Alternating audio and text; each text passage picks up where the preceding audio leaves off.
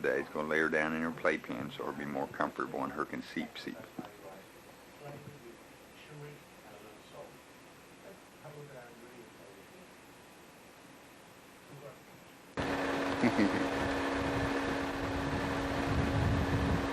How you doing, Minnie Mouse?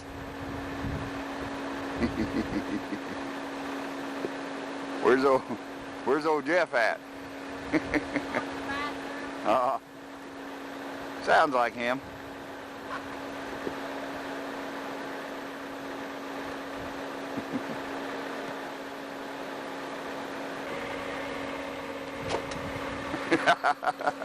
There's old Jeff.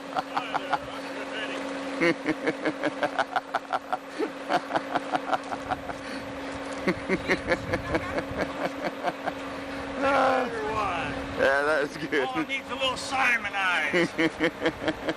The beard looks like Jeff's. Not too bad. It's come out better than I thought it would be.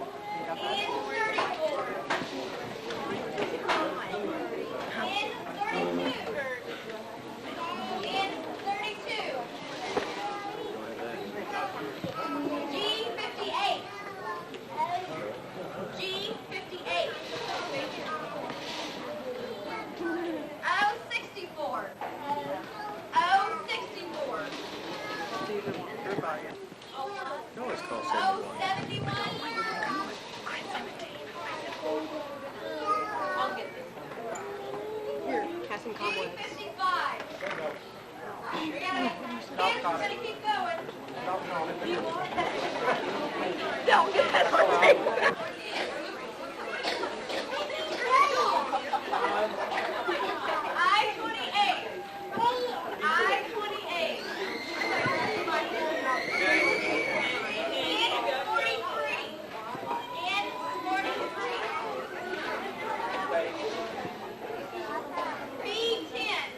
Bingo!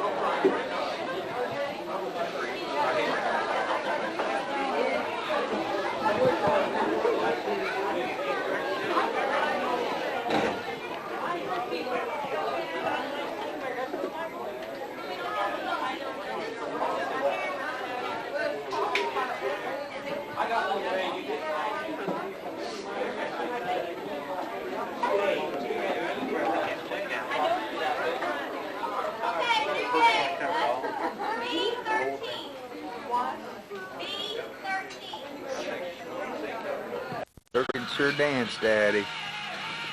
Her sure know how to dance. Her's a dancing girl. Look at her kick that leg up. Wow. Boy, her can dance. Her kicking that leg way up a dancing. Yeah. You gonna show me how you dance? Show Daddy how you dance. Show Daddy how you dance. Her can dance good, Dad. Yay. Dance pretty and Daddy will clap for you. Her's a good dancer, Dad. Her's a good dancer, boy. Dancey dance.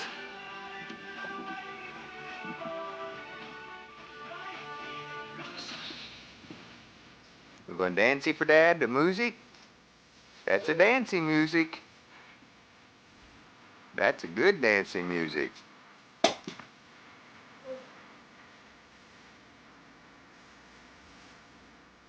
Boy, her can dance. Her know how to dance, yeah. Oh, there her dancing again. We're going to dance again, Daddy.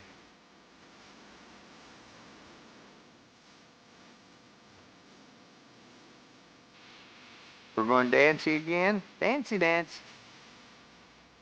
Oh, yeah, look at dancing. Her dancing, Dad.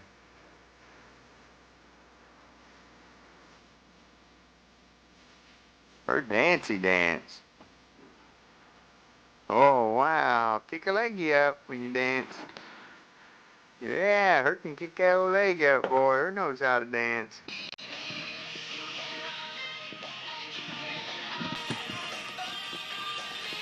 Boy, there's her's a dancing good girl. Yeah. Yeah, her can dance big girl.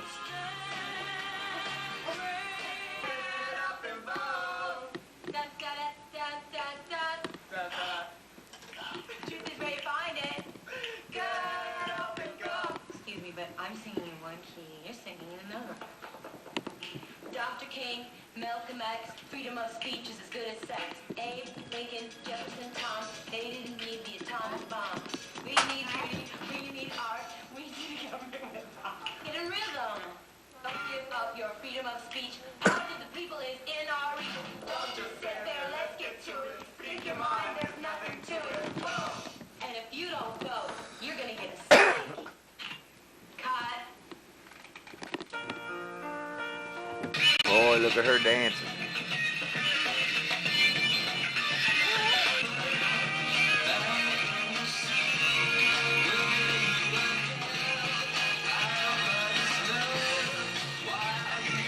Her can dance, boy. Her know how to dance.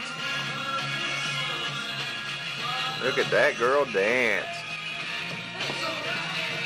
Look at that girl dance. Wow.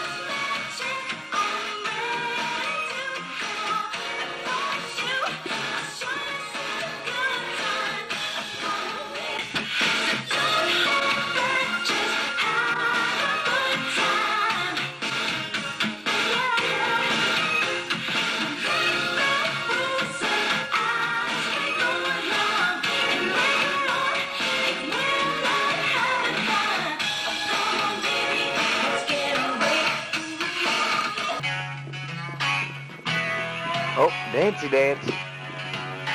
Woo, dancey girl. Yeah, that good dance music. Ooh, good dance music.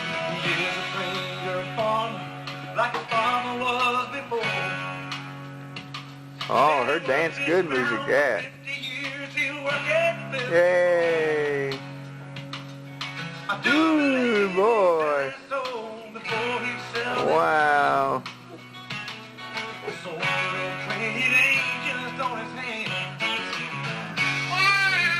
Yeah, that's good dance music. Woo.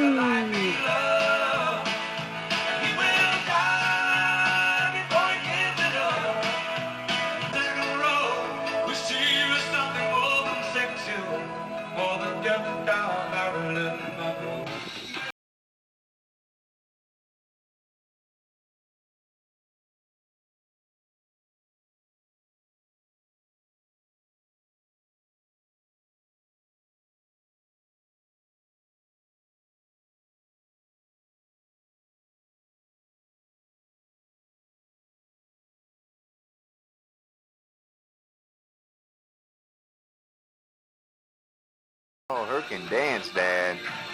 Oh, hey.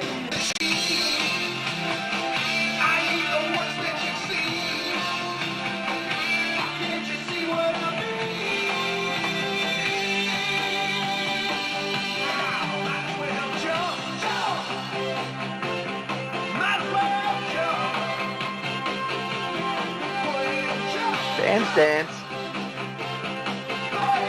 Can you dance?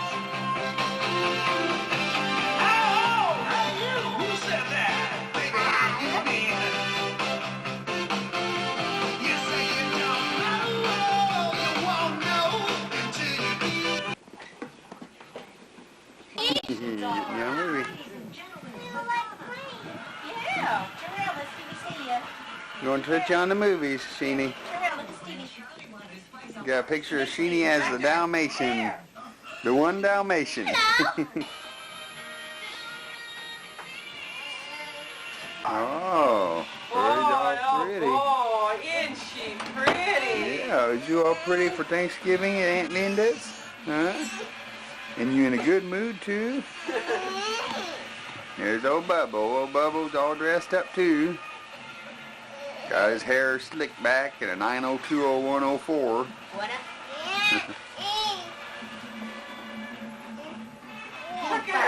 Where's your hair?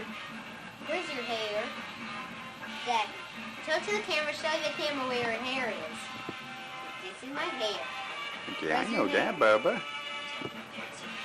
I say, oh, Bubba got coat on. Where's your hair? Where's your hair? Yeah. Well, Daddy wants to take pictures of you. Come here, Boo-Boo. Mom's trying to get you. Yeah, they're Bubba and Zachy. You go back out that way a little bit where the light ain't behind you. Oh, look at me. Get her! Get her! Steve, I meant you'll get her. Turn off for a minute. Okay. Boy, she's cross, isn't she? She got her. Mom didn't want us to get her because she's not pretty. Till you get that close, you're nothing but a blur. Yeah, remember what this is? Remember? Calling all passengers, calling all passengers. Everybody voting to April Land. Where in the world is the around the world, from Carolina, she's a pretty concept, but mother that's so thick for a ride on the storm. Should have got her that. Oh, okay, Lynn. Here, Mommy, shut the door, Steve. It goes back. Uh-huh. We got that to John. God, if I sat in this very long, I know where I'd be. That's what he does. Uh-huh. Now, this baby's got to take this bottle. She's got to take it. There. Now we're taking her bottle. Oh. Jack. Oh. And she's getting big. So by growing so quick. Certainly is. I got her cutest little Christmas dress. Call someone. What's that? Is that? No, that's not Christmas, Christmas. isn't it? No, I just told dress. Oh, She it says looks like it's got little holly berries. it does. Says I thought I wear it Put your today. bottom. Put your bottom in your mouth. There. Now who's taking the bottom? And look, wrap her up like this. Look. Jackie D, look here. Oh, now. There, want to hold her? Okay. Yeah. Now hurts her Your mom baby. said she was leaving the house at 11:30, so that's when we left. I told Steve, I said, we beat her. Yeah. Oh, who's taking the bottom? Wait. Here. It's a cold day, you know. Well, it's crazy, too, because it's snow, Yeah. rain, and it's sunshine. I know it. Who's that? Who's that? Stevie, watch, honey. She don't go a step downstairs. Who's that? Oh, watch that door, honey. Whoops. Yeah. Look at her.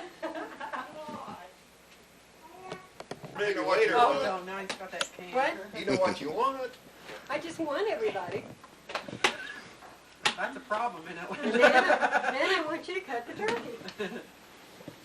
I think Jackie's ready. Oh, honey, don't let her take. She's got She the food did. on, Stevie. They're dying. There's Dwayne, Lisa, Laura. And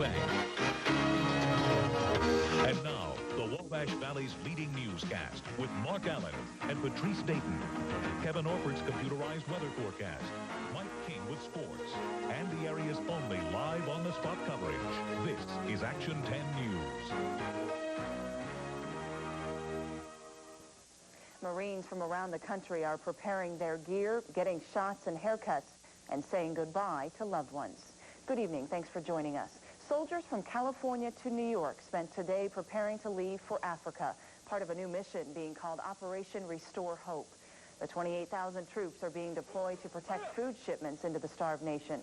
Last night, the UN Security Council voted unanimously to send the multinational force to Somalia.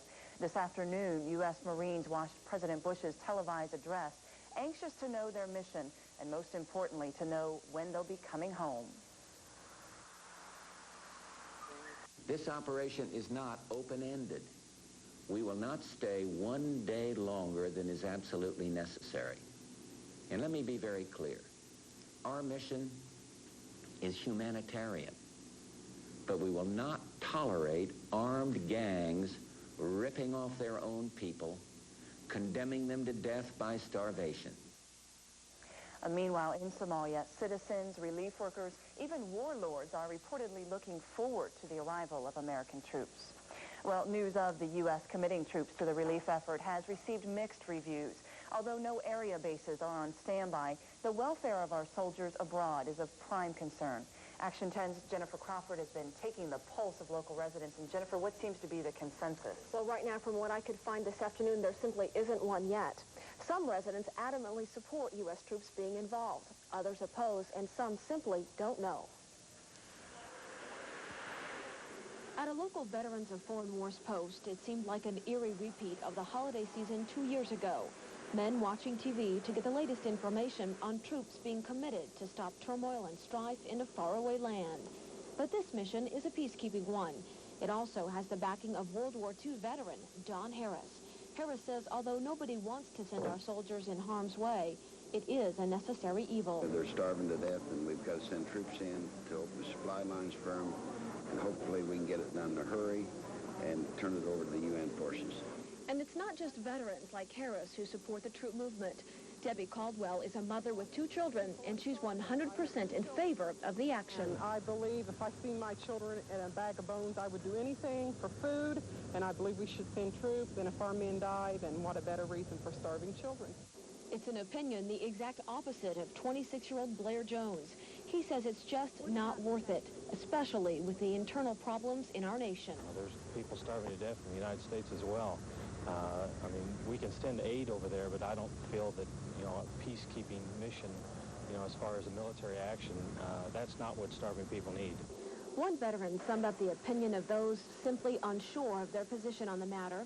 When asked if the U.S. should send troops, he told me, "I don't know if it will be worth it." It depends on how many of our boys are killed. Now, obviously, the situation is potentially deadly, although it's being billed as a peacekeeping effort. And Patrice, one expert says he thinks the biggest threat facing our soldiers out there is the threat of disease, rather bullets. So it's a very interesting situation. Very interesting. A lot of varying opinions on this. Yes, especially during the holiday season, it's a tough decision. Exactly. Folks want to be at home. Yep. Thank you, Jennifer. I'm a teacher in preschool classes here. We're not part of the regular elementary program, but we like to sing a lot, and we're happy for this opportunity to share some of our songs with you.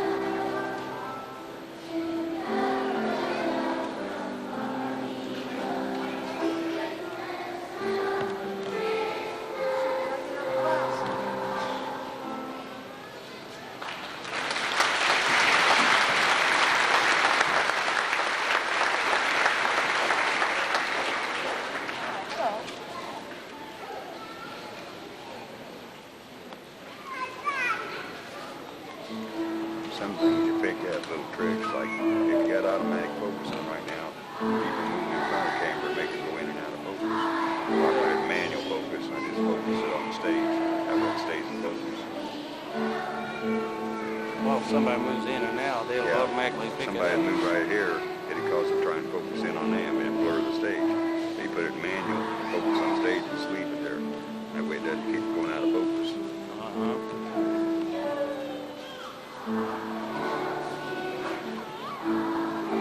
They got sound with it too, Steve. Oh yeah, just like a TV show.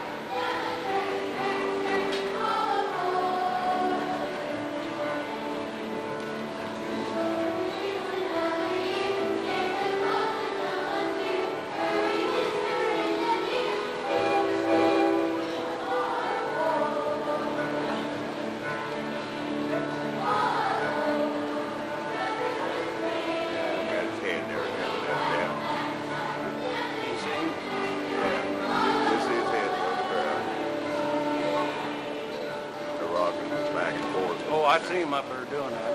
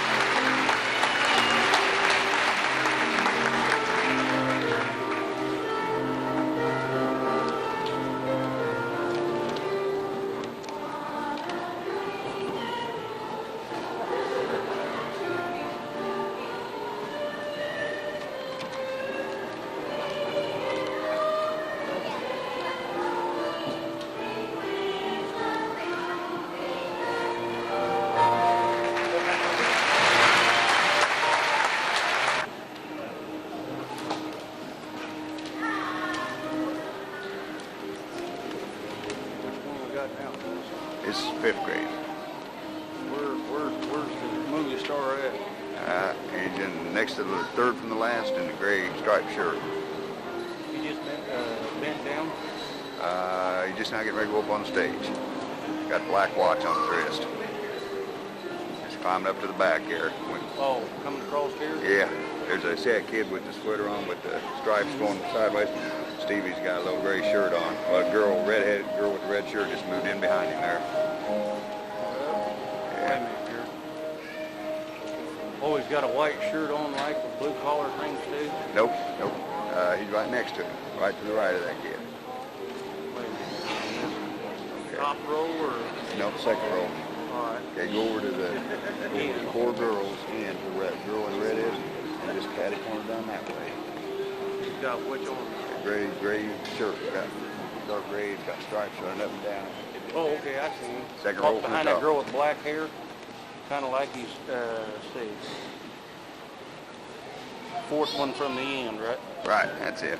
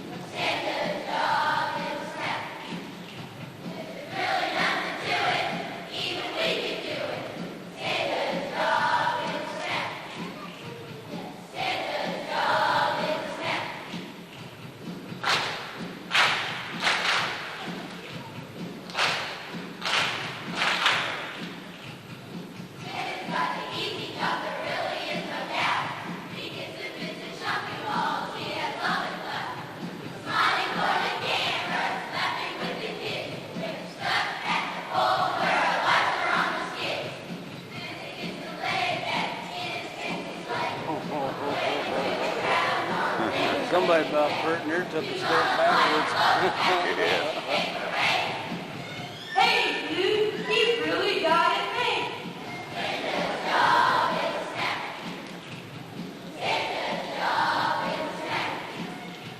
There's really nothing to it. Even we can do it. Santa's job is a snack. Santa's job is a snack.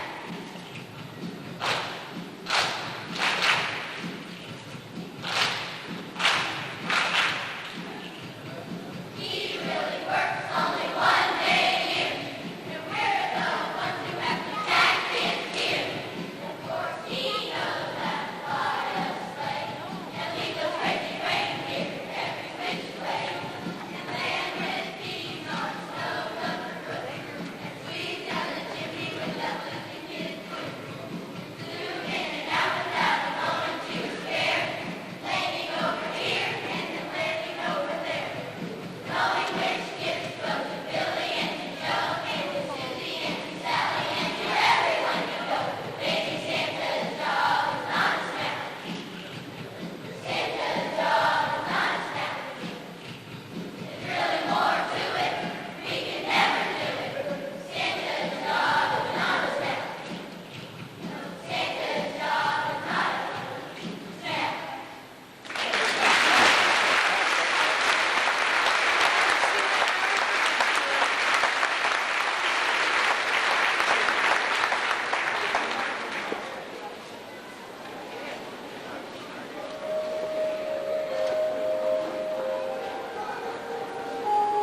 Should be your kid up now. Yeah, he ought to be coming.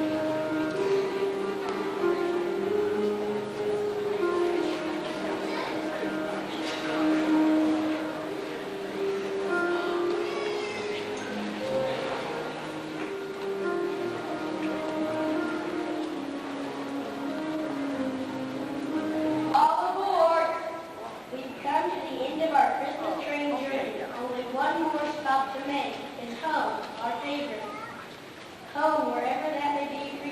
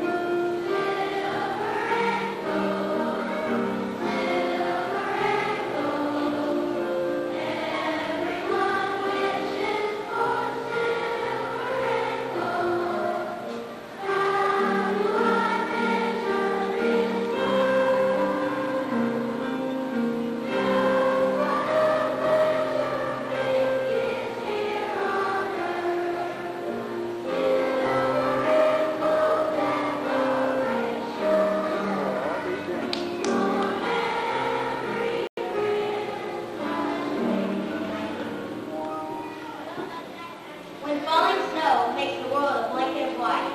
That's the most natural Christmas decoration. Oh, the weather outside is frightful, and the fire starts delightful, and this is a little place to go. Let us know, let us know, let us know. Oh, the desert shines and softly, and the frost and cold and coffee. The lights are turned way down low. Let us know, let us know. Let us know, let us know, let us know. Keep the marshmallow world in the winter. When the snow comes to cover the ground. It's the time for play. It's a wintry day. A winter is the whole year round. It's the young, yummy world in your sweetheart. Take a walk with your favorite girl.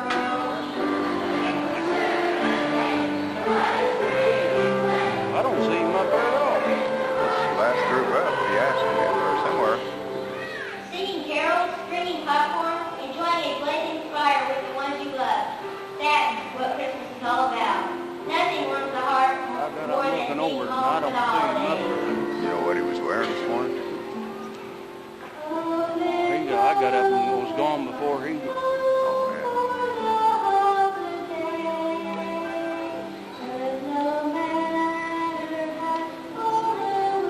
He's tall. You can't miss him because he's pretty good size.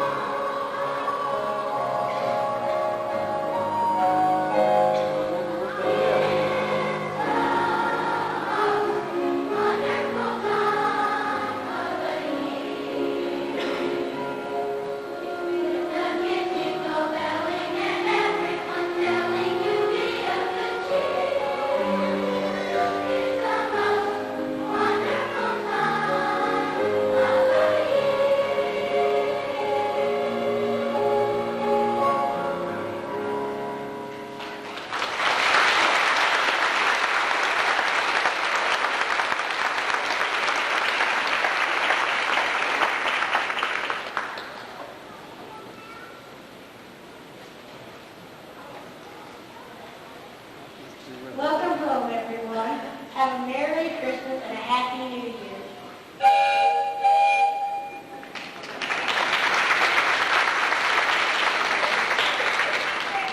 Sixth grade would like to say thank you to Mrs. Seifert for all the effort she put into this program.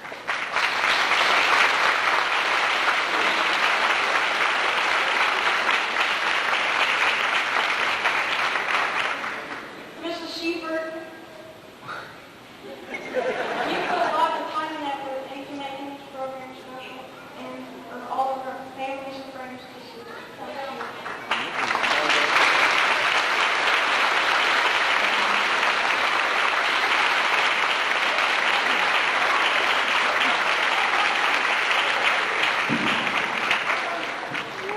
you. Your children are great, and today, as you see, they just sing and they're full of joy and happiness and a little bit of feistiness too. But they're pretty good. I've been falling off the ramp here a little bit, but we wish you a very. May I have your attention, staff members, students who might be waiting to go with their parents, who are more designated, listen now. At Fairbanks Park, more than 200 Harley-Davidson bikers showed up to bring toys to needy children in the Wabash Valley. The donated toys were dropped off at Fairbanks Park, and then Harley riders bundled up and took the toys to the parking lot of Hills. Raffle prizes were given away, and Santa Claus showed up to collect the gifts, which go to the Lighthouse Mission Christmas Toy Drive. What, Brianna? There's Stevie. There's Stevie not sleeping. I tell you what, I'm glad baby Jesus was here, because if Jacob would have been severely hurt, I think I could. He's checking the back of his eyelids is all he's doing. Wait, baby Jesus. This is December 20th, 1997. And we're all down at Dwayne and Tammy's celebrating our family Christmas. And this year, much to our mother's happiness, we've decided we're going to interview her and find out some questions that we've all wanted to know. And we've already told her if she doesn't want to tell us, she doesn't have to. And if she can't remember, that's okay too. But we just want to get some of our questions answered. So who wants to go first? You're the one who's got questions. You're the one made a list. My first question is, give us your parents and your grandparents' names. Your parents' names were... You've got to talk loud. Della Mae Gass is my mother. My father was Walter Scott Flockard. And my grandfather was John Gass.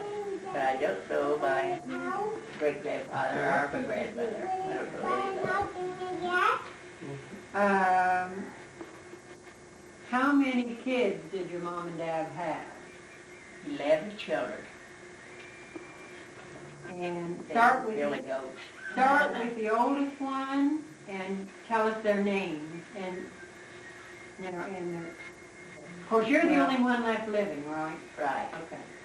But the first one was stillborn out in Oklahoma. The second was my brother in Oklahoma, and that was Cecil.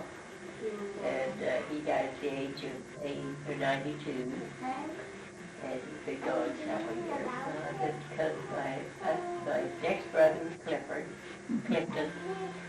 And he was born March the 13th, but I don't know what year. That's okay. I can't blame you after 11. Yeah. Okay. And then became Henry, and he died at the age of 86, and he's been gone about 5 years. And he was born in Terre Haute, as far as I know. And the next one would be Danny, and he was born in Terre Haute also, and he died about 6 or 7 years ago. And I think he was in his 80s.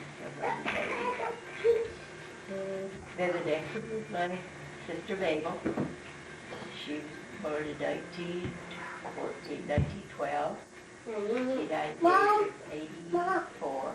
You went all that? When they died at 12. And the next one would be Violet. And she was born in 1919. And she died at 81 at the age of 62.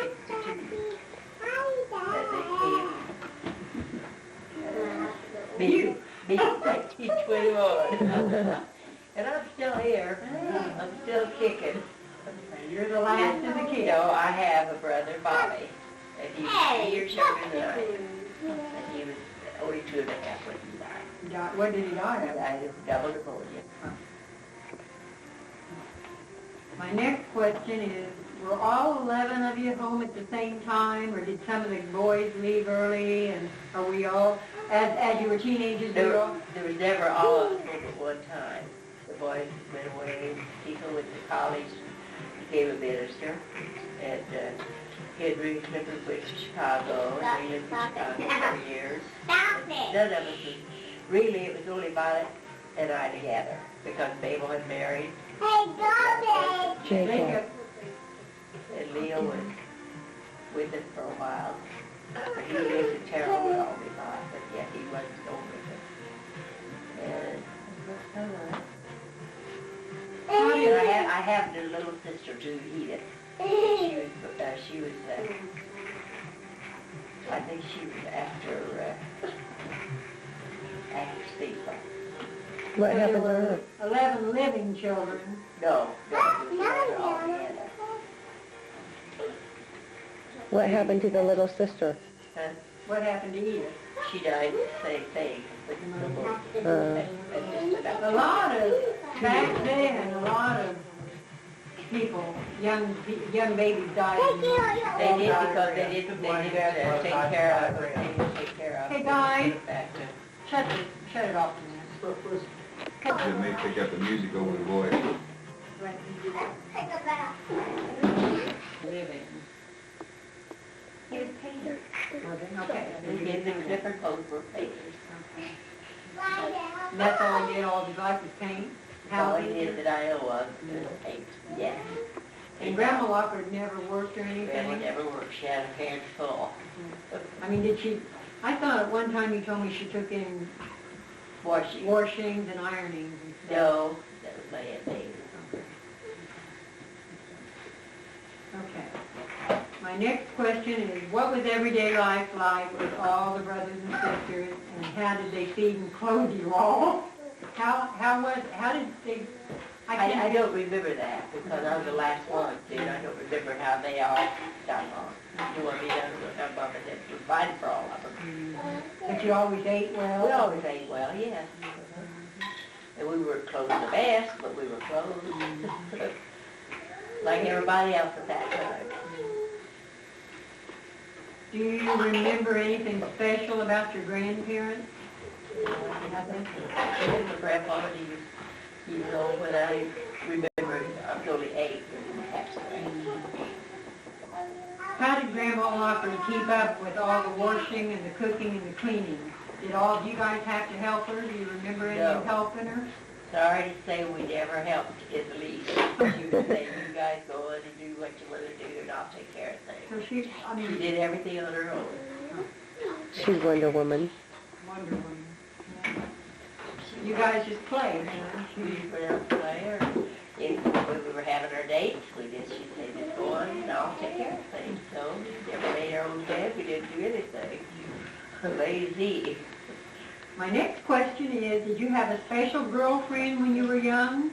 Yes, I Did you play with? What was her name? Grace Trader. Grace Trader. She lived over on Putnam, in my neighborhood where I am. Look at Cameron. Oh, okay. Did you have many boyfriends? There's a mark in there. No, I didn't have many boyfriends. How many? I only had 2. What was their name? And one of them, they came at the same time one night. This was after I was older, was dating. But I didn't have any boyfriends when I was young. I had too many girlfriends. But when I was dating and I was working, and I had got aggravated my husband after a while he was. But we were going together, and he just didn't show up, so I made a date with somebody else. He asked me to go, and he had been asking me, so I just took up, and I said, sure. So he came, and I told Dad, tell him I'm not home, because Frank's coming. So did you go out with him or not? Nope, I didn't. My dad fed for me. My next question is how did you and Daddy meet? Well, it's a sad story. I went to a funeral. And I saw my husband at a distance, and I liked him real well. So you liked his looks? I liked his looks. He sort of bald at that time. He was sort of bald at that time, but I still liked his look. And so not this one special girlfriend, but another one. We went out at this little fence. Here's the story I was telling you. A little fence. The fence is only about 2 foot tall. It was just one little board across these posts, you know. Not a fence, but just one board. So we got up there and were performing on this fence to draw the attention of these 2 boys, and they about half a block down the street from us. And finally, when we went to this funeral, and then I got to talk to him. That was a big day. So then we made arrangements to meet and have a date. And he had a bicycle. And that's the way we went. We went to the movie at the Lyceum Theater at 13th and Wabash. We went up to the American Theater at 9th and Wabash. We went all, everywhere we went on a bicycle because he had me a little square seat on the crossbar. There's never be a story. Okay. Well, you answered that question. My next one was, what was your first date like, and how long did you go together before you got married? About 4.5 years before we got married. Wow. Because there were things going on, and I just wasn't able to take it. What I did, now, don't get me wrong, but kind of playing on the side. That didn't set so good. 2 girls at one time? Yeah, probably more than 2. But 2, one that I know of especially. And then there was a time when somebody came into my daughter's relative, had a friend, and she looked like this girl, and I could not stand her. I liked her husband or liked her son, but I could not stand her because she looked like the girl that I knew you was going with. That was Cookie's Ronnie. Oh. Yeah. Okay. So you went together for 4.5 years and then got married. Where did you get married at? At West Terre Haute, Tredegar Grant. That's there in Methodist Church. February the 19th, the 19th party. I told you she had a good long-term memory. And then I got a baby at 42.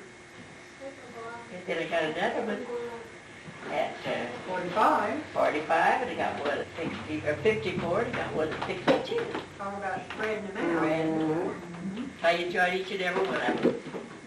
Okay, when you and Daddy got married, where did you first live? I'll tell you, this is a story, too, that you didn't know. We didn't even live together for a week. I lived in my house and he lived in his because we didn't tell our parents we got married.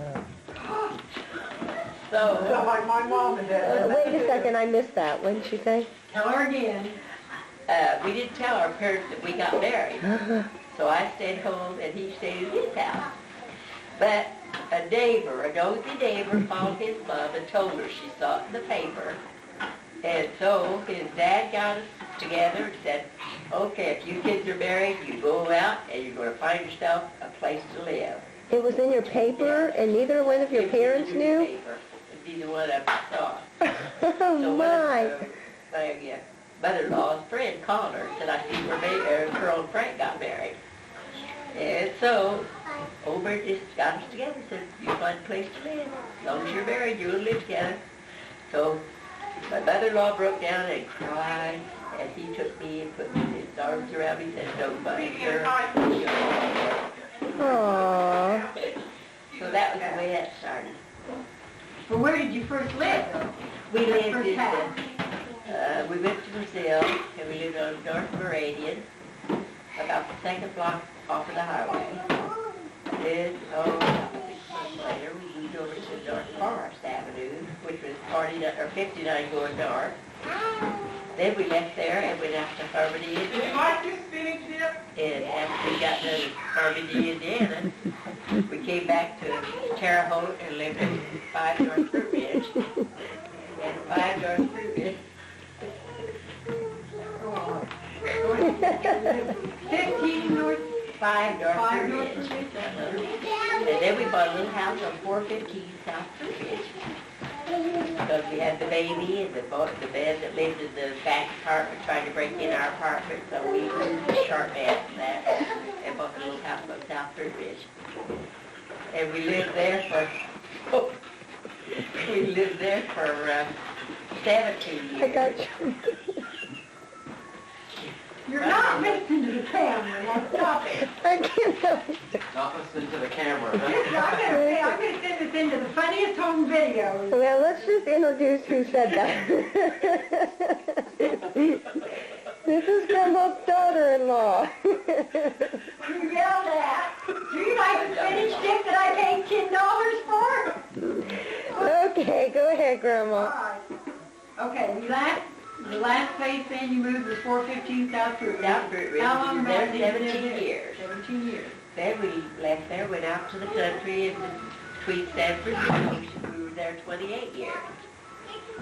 And Frank passed away in 1985, March the 31st.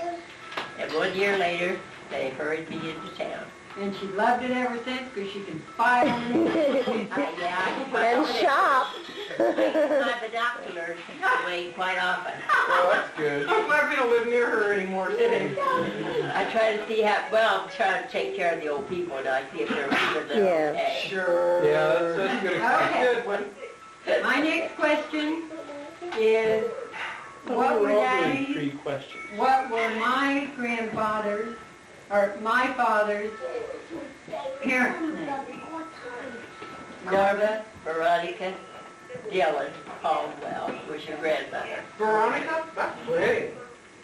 And your grandfather was Homer G. Caldwell, and I didn't know what G stood for.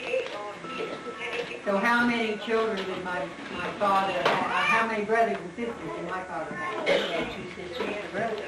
Talk aloud to the camera. 2 sisters and a brother. They named them. Because they don't, Laura doesn't. Okay, John Caldwell, he lived in Radio City, New York, or Jackson Heights, New York, worked in Radio City. And girls left high school and went into dancing. And Clarice and Sonny Farr, she married Sonny Farr, and they had a nightclub in Defiance, Ohio. And then they left there, went down to West Palm Beach. Then they gave up the club and went on over to Riviera. And then Clarice came back to Terre Haute to live with the mother. And Ruthie passed away several years ago with cancer in Riviera Beach. And they moved on. How long did you say you were married before Larry came along? 2 years, about 2.5 years. Well, from 1940 What did Daddy do for a living? What kind of job did he? I know he's held down several jobs, but what? He was a meat cutter when I married him.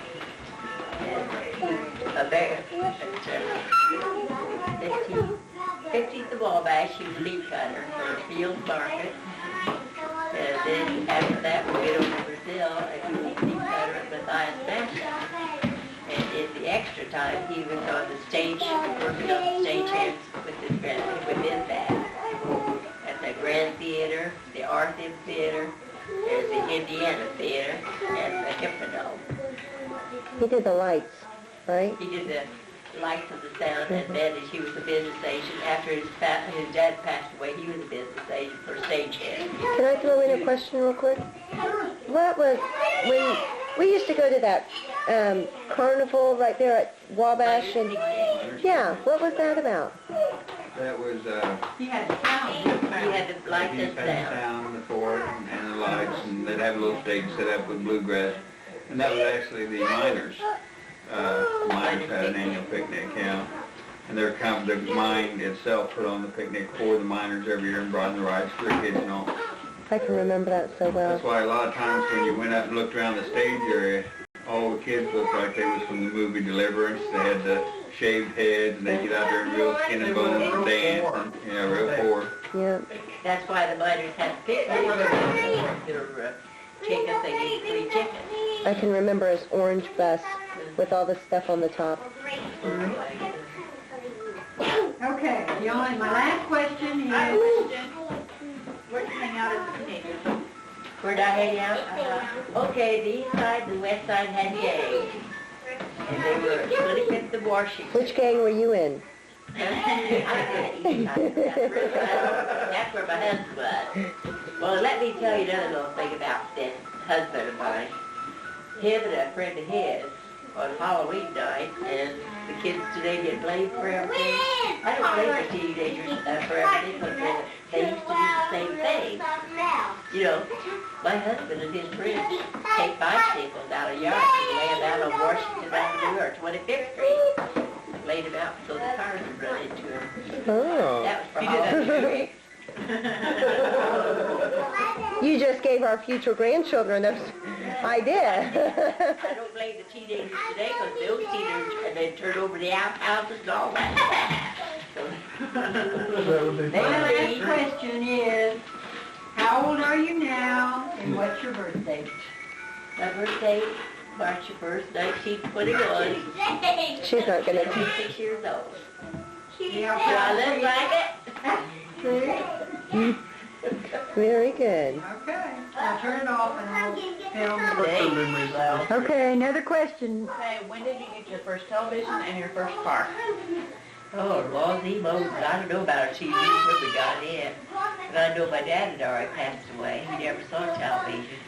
And he died in 1949. June the 9th of 49. But they didn't have television. They didn't have television then, huh? Yeah. Turned the red light down. And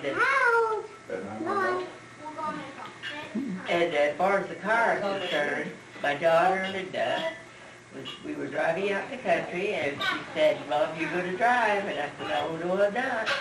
She said, well, then we'll sit here all night. So I got behind the wheel and was on that old country road, and I drove. That was my car. She gave me that car later. It's a little Plymouth, a white Plymouth. What year was that? Was Linda an adult? What was that? Was Linda Linda was working at Throckmorton's restaurant at the time. Weren't you with her? Uh-huh. So you were still at home? Yeah. Yeah, I was going to school and working nights. Working over at the restaurant. You know, we stay and record, so it was recorded. Hey. Is it on? I don't see no light now. I didn't think they had any When you first started answering that there, you said something, maybe some more question, but now I can't remember where it was. Convenient. Tell me you're forgetful too. Are we back? Dwayne. Okay. Here's a question. What do you consider to be the most significant historic event that occurred in your lifetime?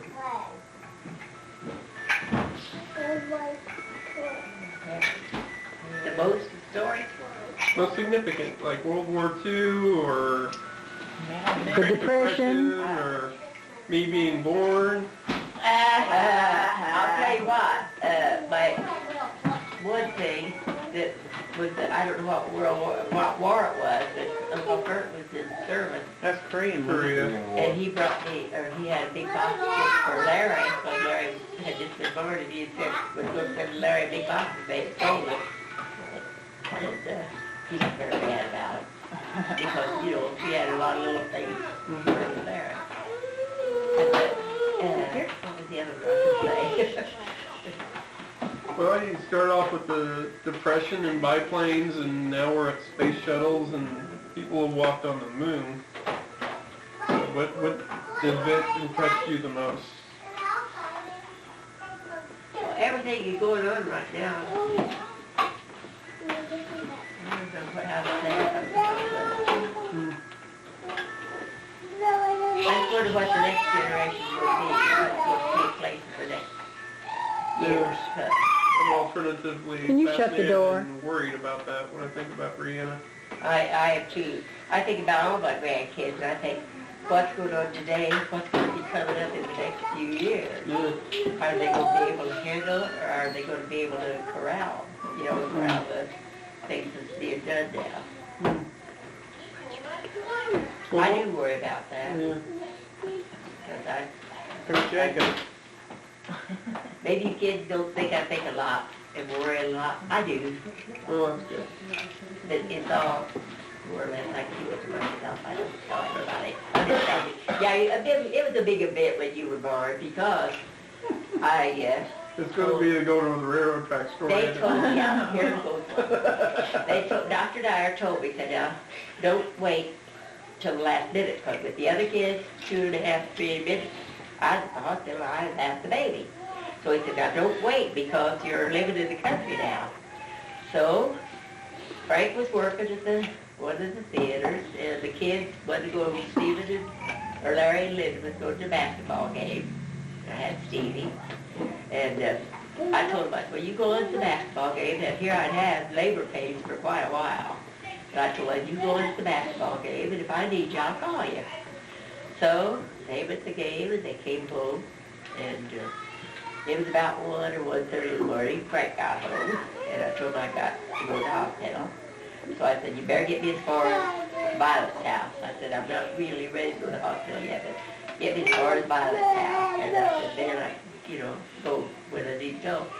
Well, we started across the Isaac Wall, the railroad tracks, and he hit that tracks, and there I was in the back of that Volkswagen, just going, holding on to things. And the way I almost got here before I got to the hospital. So, honey, you weren't adopted. Oh, okay.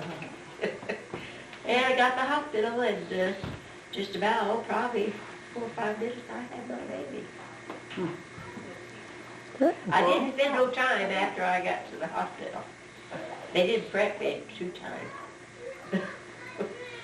Is that all you? We got more. Well, so much for history then.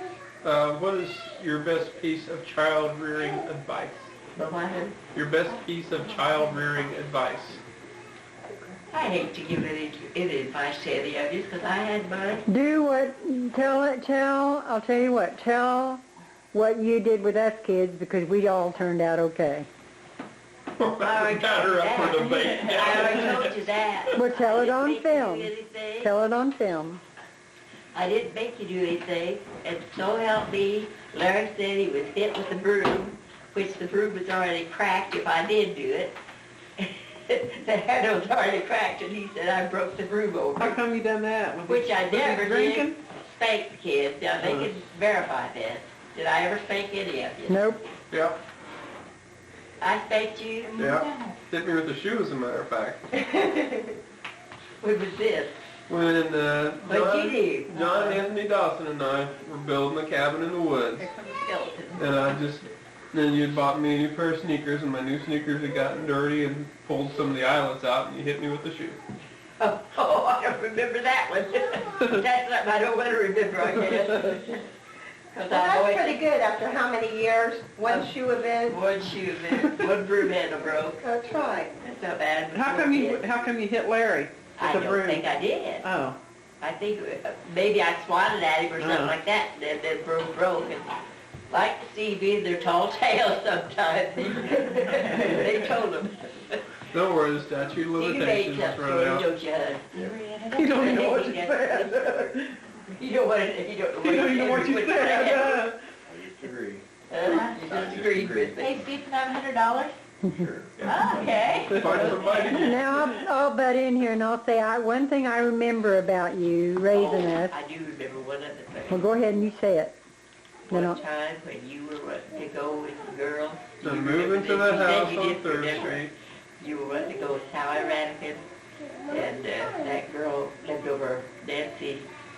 Gossett. Gossett. You wanted to go somewhere, and I told you were not going because I didn't think you need to go to a certain place. And you said, well, I want to go, and I said, well, you aren't going. And the girls were standing there waiting on you naturally. I said, you're not going, Linda. And you said, I hate you.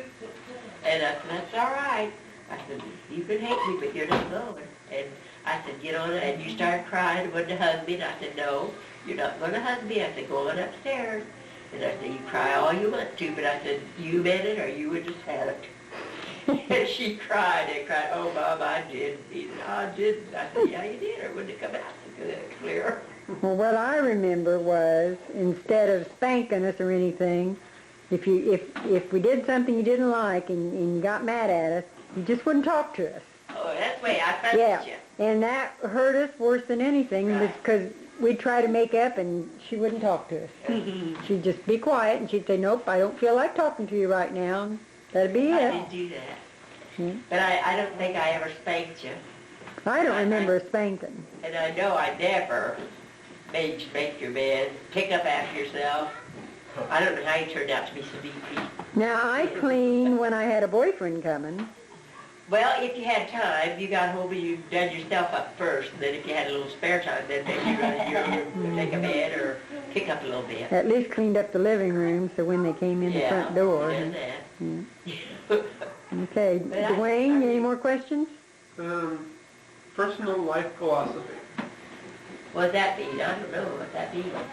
Well, if someone were to come to you and say, how can I live a full, happy life? You would say to them, I say, don't worry, be happy. That's a good cliche. Too bad you don't follow it, Mother dear. You are happy, but I'm happy. you worry. Well, not really. I do too, a little bit. Little bit. Yeah. About things that comes up, I worry a little bit, but not much. Okay. Yes, you took my shoe off. Tammy? Got a lot of questions. Little Steve? Only 16. Big little Steve, you got anything to say to your grandmother? No, I didn't go She said little Steve, you idiot. Okay, now Big Steve, do you have anything to say? Go back. Would ask me anything? Can you think of anything? What were you like in school? Oh, there you Well, go. I'll tell you what, I was just average. I can't brag. I was average. That's what she made in English and math. We didn't have math. We had arithmetic. And we didn't have algebra. We had reading, writing, and arithmetic. You just went to the what, 6th grade? I went to the 7th grade 7th grade. At what school? at Thornton School. Thornton? And they said they'd go come make me go back to school. So I said, no, I'm not going back. That was the end of that. And in those days they didn't make you go? No, they didn't make me go. Huh. I'll be darned. They didn't have truant officers or anything like that? They had truant officers that you missed school a lot. They came out and took you to school. Mm-hmm. Wonder how But you they got let by you with just it they then. they let you just drop out at 7. Yeah. 7th grade. Huh. Were you on about what, 12 or 13? Oh, no, I was up higher. Oh, were you? I was average. Do you think it was because you were from a big family and they just knew Could that? have been. They knew that they could. Of course, everybody had big families back Big then. families, and even my mom only went to 3rd or 4th grade. Mm-hmm. So see, they didn't make you go. Mm-hmm. Well, you showed my tummy. This is Brianna, her grandchild. Oh. Brianna Caldwell, who's a little over 3 years old. Brianna Madison Caldwell. She loves her grandma. Why don't you get up there and give Grandma a hug? Can you hug Grandma? You do that, though, they'll take your pictures. Come on, hurry. She's backward. Oh, okay. What did you do on Allendale Hill? Well, we didn't go back in the hill. He had came, I went to Davis Garden for cucumber pictures and... You talking about you and Daddy first? I'm talking about me and Dad, your dad. Okay. And he would come in the lunch hour and take me up and drive all the way to Allendale Hill from Davis Avenue. And he would always bring me something, either a little banana, apple, or some ice cream, a cup of ice cream. And he'd drive me up there and I'd eat my lunch and he'd hurry me back to work. He'd take off back to work. With no kisses or hugs or anything, no huh? kisses or hugs, just drove me up there and turned around and come back. Huh. We didn't make out. Should we believe her? You have to believe me. I was a good, pure girl. Yeah, I've heard that before. I have another question. I want to know about the lady, Laura, that I was named after. Aunt Laura. Bartley. Her name was Laura Bartley. She was my aunt, my mother's sister. Okay. She was the intermediate woman. Was there a reason why I was named after her? Was there a reason why I was named? Did she do No, I something? don't. I liked the name, and I liked her. She was like my mom. She was just a sweet little lady. Mhm. And Linda liked her real well. Yeah. Okay. Another question is, when I was little and I used to come out to your house, I remember watching As the World Turns all the time. Was that your favorite soap? That was. At that time, that was. I can remember where your TV was, and I can remember the commercial for As the World Turns. The world was actually rotating back in when, I don't know, 1970s. And I just didn't know. But do you remember playing in my rain barrel? I don't remember that as You much. leave it, I turned the galvanized tub up so you could step up on it to get in the rain barrel. And you bounce up and down and you'd say, it's my turn now. You'd jump out and Lisa jump in. I remember playing Oh, who was the lady that we walked down to her house and she had all the farm animals? All the what? She had goats. Quartet. Wilson. Oh, yeah. I forgot. She's down living in town, there's down Avenue. For Stephen, first apartment up there. And another question is, how many animals do you think we picked up alongside the road? The willywort, willywort. I think probably all total a quart jar of willywort. But I don't know about the animals. I don't think we picked. We used to pick up turtles. Oh, turtles, yeah, that's not an animal. But I've taken a lot of strays in. Along with my kids, I've taken a lot of stray dogs and cats in. Right now I have a cat and a dog. They're both strays. They're just come to me. What's their name? Well, Tinkerbell, my doggy. Fluffy is a cat. They're both beautiful, and I would take them for protections for them. Okay, one I other would thing. take my house out in the country for them, baby. One other thing I want you to do is name all of us kids' names and all of your grandkids' names, and that way when the grandkids get to see this tape, they'll know they were on the tape. Okay, you will be big fan. Start with Larry and then his kids. Okay, Larry Eugene Caldwell was born April the 17th, 1942. And Linda Caldwell was born July the 31st, 1945. And Stephen Caldwell was born in 1954, and February 17th. Then came Wayne Caldwell. He was born February 17th. And Larry was also born on the 17th day, only in April. That Larry, Wayne, and Stephen both 17th of February. Okay. Then Mom and Dad, my anniversary was February the 19th, which we would have been married, I think, about 48 years. You had a 40th wedding We had a anniversary. 40th. We had a 45th. Oh, I thought. 44th. Oh, okay, that's right. So name Larry's kids, and which would be your grandkids. I wouldn't know the dates of them. No, you don't need Some of them just the I do. names. You don't need the names, just the dates, Larry Lynn, or just the names. and Larry Eugene, Larry G, and Jimmy, and then Angela, and Pat. And those were all Larry's kids. Them were Larry's kids. Okay. And Stevens is Little Steve, and Jackie D. Mm-hmm. And Dwayne is Brienne and Madison.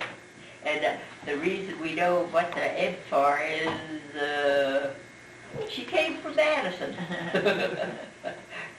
Indiana. Okay, and Linda had two girls. Her name was Lisa, Ed, and Laura. And their dates, I don't know their dates. It's okay. You don't have to do their dates. Now, great-grandchildren. Great-grandchildren, I've got John David Longston. I've got Jacob Craig, and I've got Thomas Longston. Right. And I've got one, I don't know the name, it's Larry Jr.'s little one, is a girl. Does Jimmy have any kids? Jimmy has two, but I don't know their ages Okay, either, and I don't even know their names. Well, that's because you don't see them. I don't see them. Right. But basically, John David, Jacob, and Thomas are the three grandchildren, great-grandchildren that you see quite often. on the way. Yes, and a One baby, on the way. and a baby on the way right there. Hopefully a girl. There's the pressure I was talking about, Laura.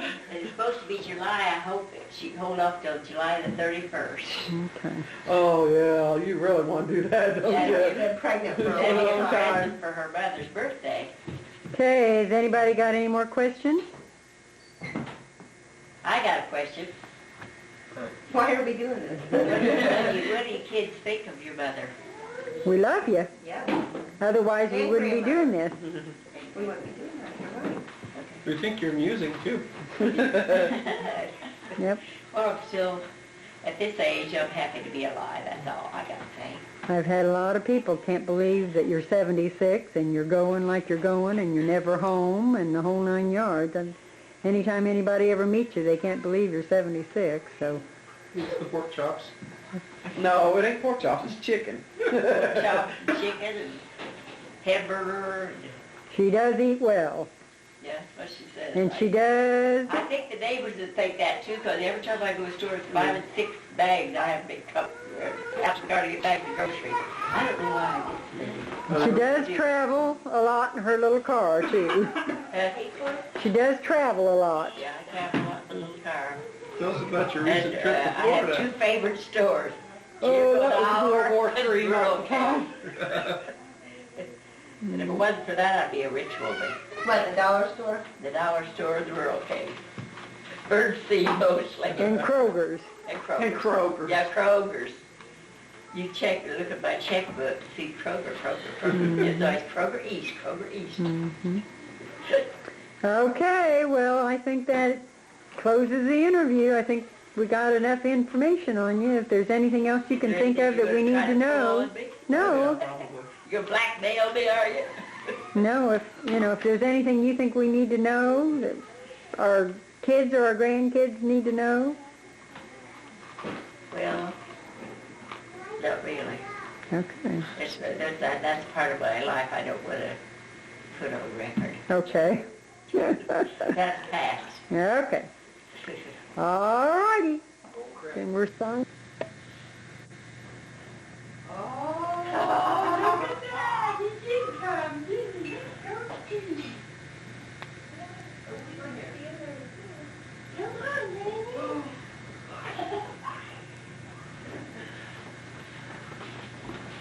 Look, and he ate your cookies and your milk? You want to say one? Come on.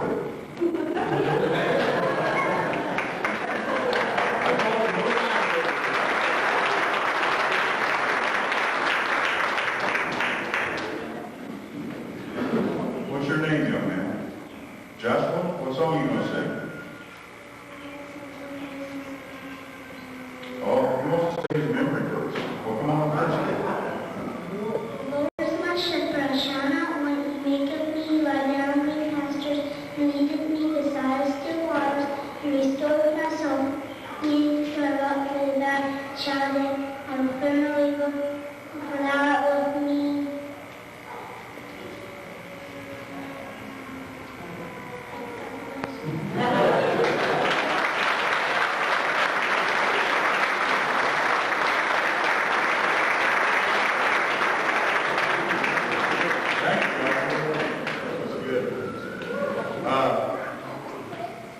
I started talking about Terre Haute. I like to call people men to pray. Betty just made me aware of the situation with Jim and Sue Pearson. There's a reason they're not here. So let's just all join our hearts together and pray. Father, we just come to you now, just asking that you bless Jim and Sue. And Father, just be with them whatever the situation is. We pray for your protection and hand upon their lives. And Lord, we know you love them. And we just pray that they be in the center of your will. In Jesus' name, for his sake. Larry Caldwell from Terre Haute, Indiana. Larry's been a biker most of his life. And Shelby, raise your hand. You sit back there. That's his wife, Shelby Caldwell. I'd like for you to get to know these people before you head home, whether tomorrow or Monday. And I just asked Larry if he would come up and share his testimony tonight. And it was an answered prayer that they would both be here. I was afraid he was going to disappoint me. But they made it a little bit later. And what you're going to hear is going to come from the heart. Larry told me when he came up there, he said, all I have is the first line. He said, I don't have nothing else. I don't know what God's going to say. And I told him, I said, if you would come up there and told me you had it written down on a piece of paper, I told him that we didn't want to hear it tonight. But we want to hear what God's got to say from Larry's heart. So this is Larry Caldwell. Larry. My name is Larry Caldwell. The opening line I have got is, after being torn. This year, I love him, and I put all my faith and trust in him.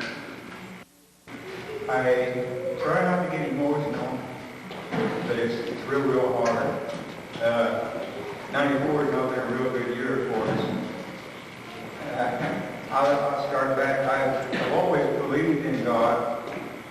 I've never been a real good, strong churchgoer. I knew there was a God, and there's no way you can look around and see the trees, the earth, and everything, and not know that there's something that's more powerful than any of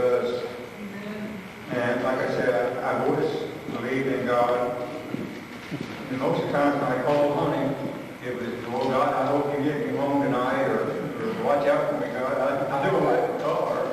You know, whenever I needed something, well, I was always right there at that point. But like I said, we rode with different clubs and stuff like that, and I rode with the CMA on quite a few things. And I'm sorry, but I said we get emotional. I've turned everything over to God, and it's still the situation. I've accepted the situation, but it's still sometimes real hard not to keep crying. And, you know, that's one thing I never did do, man. It's weird. Anybody never cried. I never cried. I had never cried, funerals or nothing. And when I found this out, and it kept myself, I cried. And that's really strange for me. It's a strange feeling in front of people, even I cried. But in the beginning of this year, we had a little bit of a problem. I know my wife, she started having heart attacks, and we had to get her in the hospital and take care of her. And the doctor said, "Well, there's no reason why you should be having," oh, I'm sorry, too. Like I said, I don't have any idea what I'm going to say. Like I said, don't be on to that, and then just gospel, don't be anything else. So if I jump around, you got to blame both of us. Like I started to say, the doctor told us that, Shelby, we got to get you in there and get a heart bypass, at least a quadruple or before a heart bypass. Well, when we got her in the hospital, the doctor got her on the table and he all knocked her out, and there she's laying all sillier than usual. And the doctor came up to me and he says, I said, "Larry," I said, "I don't know. I said, if we can get her back off the pump or not. Her heart's so damaged." I thought, oh man, you know, here I look at me. She's laying there like this, and it's up to me to make the decision. Should I let her go on in there? And then I'm not sending her to her death. You know, she can't say anything. So I felt like, well, if I send her in there and she don't make it, I send her to her death, you know. But we didn't have no choice. We had to do it because she wouldn't have lived other ways. Anyway, she went in there, the operation. Well, I went down that little family room, and I had a prayer marathon. And I wasn't no good at prayer, and I'm even praying. I don't know real fancy prayers and stuff like that. But, boy, I got down on my knees, and I had a little Bible, and I had a book called God Is, and I had another book in there that was another religious book. I don't even remember what the title was on it. Boy, I went from one book to the other, reading it, and get down on my knees every once in a while. And I think I prayed for her. Well, she went in that afternoon, and I think I'm done. I think I'm still praying. But they come back, they told me that she'd come off the pump okay. They couldn't get all the damage out of her, but they had got enough that they had given some arteries. She only had one little artery pumping in the beginning, so anything would improve, you know. So now she's got 3 arteries that's pumping blood. She's not real all well because they couldn't get all the damage out, but she's 100% better than what she was. But then the kicker comes in here. I've never been sick a day in my life. You know, like healthy. In my mind, I never allowed myself to be sick. I started getting pain in the shoulder up here. I thought, boy, that's arthritis. It's so cold weather and rainy weather and everything. And boy, it got to the point where I just couldn't stand the pain. I put a heating pad on it. I would get up and walk around the night, and I'd twist my arm this way and that way, and I'd hang on the door sills, kind of pull on it and everything.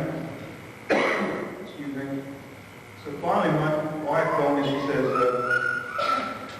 there is a religious thing to this, I'll get to that.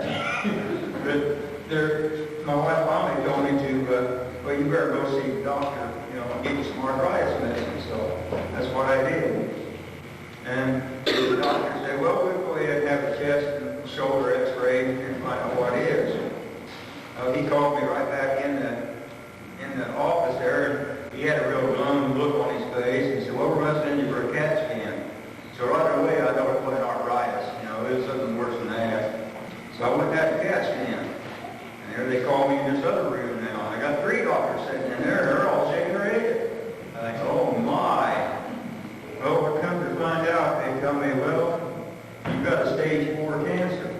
He said, it's in your lungs. We can't operate it because it's in your blood. It's already ate a hole in your sternum, and it's already ate a hole in your backbone.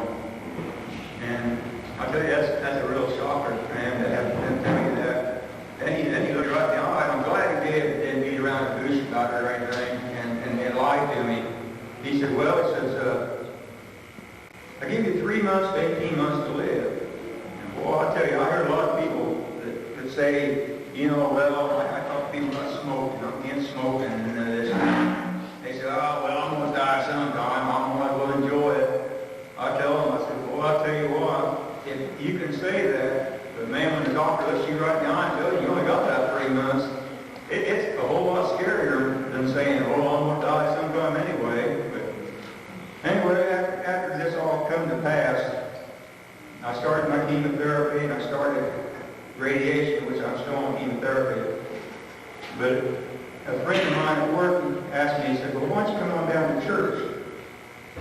Well, we went to church with him that time, and that was the first time I cried.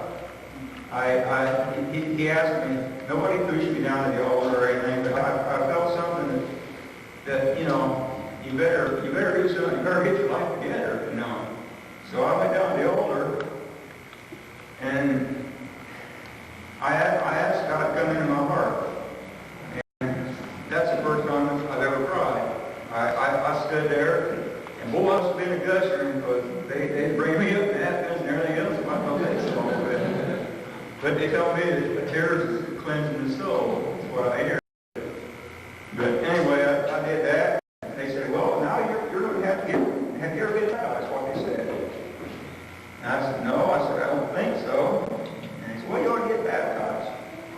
Well, I told them, I said, well, no. I said, I'm thinking, well, they wanted to do it that night. Well, I said, no. I said, I don't want to do it that quick. I said, God will let me know when it's time for me to get in there and get baptized.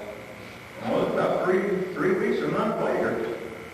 And for some reason, I knew it was time.